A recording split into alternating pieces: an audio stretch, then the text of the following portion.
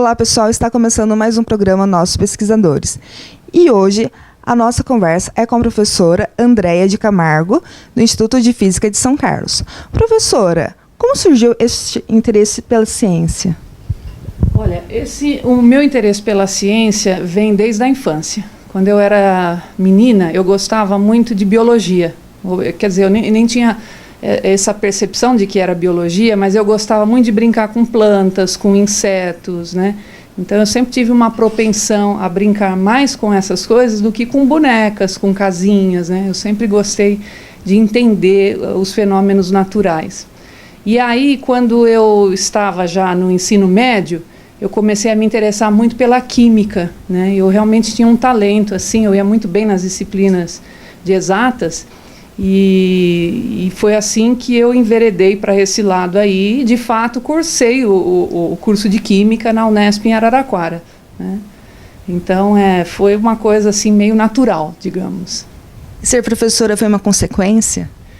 Para ser bem sincera para você, quando eu estava no final da minha graduação, eu tinha uma ideia fixa de que eu tinha um perfil de indústria. Eu achava que, e acho ainda, que eu sou uma boa executiva, assim, eu sou eficiente, e eu acho que eu tinha um perfil, achava que tinha um perfil de ir para a indústria e trabalhar com pesquisa e desenvolvimento na indústria, né?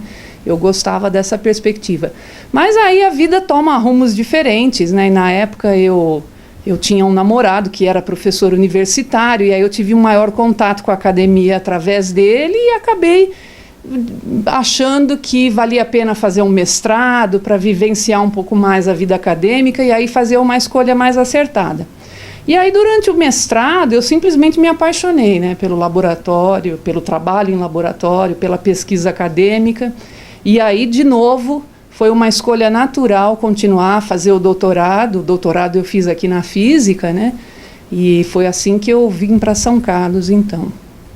Mas a senhora chegou a trabalhar na indústria em algum momento da vida? Não cheguei a trabalhar, até cheguei a enviar alguns convites, alguns currículos no final da graduação, mas não tive nenhuma oportunidade, não. E eu acho que eu fiz a escolha certa, porque hoje eu sou muito feliz assim, com a minha escolha profissional.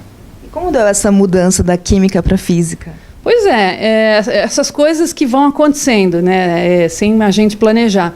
Eu, quando terminei a graduação, fiz o mestrado lá em Araraquara, na Unesp, e o meu projeto de pesquisa ele envolvia uma colaboração com o professor Luiz Antônio de Oliveira Nunes, aqui do Instituto, né? Então, eu vim aqui para São Carlos para fazer as medidas dos meus materiais que eu produzia em Araraquara. E aí, ao final do meu mestrado, foi um projeto muito bonito, super bem sucedido, né? O professor Luiz Antônio me convidou para vir fazer um doutorado com ele. Então, basicamente foi assim, né? A gente teve um contato no mestrado, ele era meu co-orientador, e no doutorado eu vim de mudança para São Carlos e encarei esse desafio aí que foi fazer o doutorado na física, né? E você pode falar um pouco da sua pesquisa, do que foi e do que é atualmente? Posso. Eu venho de uma escola de materiais luminescentes, né? O que são materiais luminescentes? É material que gera luz, né? Que produz luz, ou material que você pode utilizar para manipular luz, né? Então, são vidros, são cerâmicas, são géis, né? Materiais diversos, que têm essa propriedade de gerar ou de manipular a luz. E quando eu vim para São Carlos trabalhar com o professor Luiz, eu vim aprender técnicas de caracterização, de investigação desses materiais, que são as técnicas espectroscópicas, né? Então, basicamente, esse nome complicado de espectroscopia significa interação de radiação e matéria, né? Então, a gente usa a radiação, usa uma luz, né? No caso, se for na região espectral do visível, pode ser em qualquer região, para estudar a matéria, né? Os componentes, a composição química, o arranjo estrutural, ou a ausência de estrutura, enfim. Então, basicamente, é isso que eu faço. Eu desenvolvo materiais que servem para aplicações lasers, né? Ou seja, que geram emissão laser na região do infravermelho, mas também pesquiso materiais que servem como sensores, né? Sensores ópticos de temperatura, de radiação ionizante, como ultravioleta, radiação gama, radiação X, né?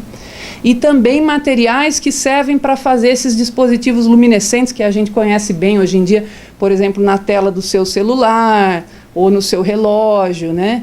Esses dispositivos, essas telas luminescentes de alto brilho e alta resolução. Então, a gente estuda esse tipo de material, né, do ponto de vista da espectroscopia, ou seja, das propriedades ópticas e luminescentes. Então, pensando bem, ela está em várias coisas. Espectroscopia. Sim, a espectroscopia, existem várias técnicas de espectroscopias, elas são extremamente úteis para caracterizar, por exemplo, a estrutura vibracional do material, a estrutura eletrônica, como é que os elétrons se distribuem num dado material, né? Por exemplo, como é que os átomos estão ligados, quem são os primeiros ligantes numa dada estrutura. Então, existem várias técnicas, né, que permitem você estudar isso. E aí, se você conhece a estrutura do material, você ganha o poder de manipular, né? Através da química, você consegue alterar composições ou maneiras de obtenção, procedimentos, de tal maneira que você otimize, melhore uma propriedade que nós estamos buscando. Vamos para um breve intervalo e voltamos rapidinho.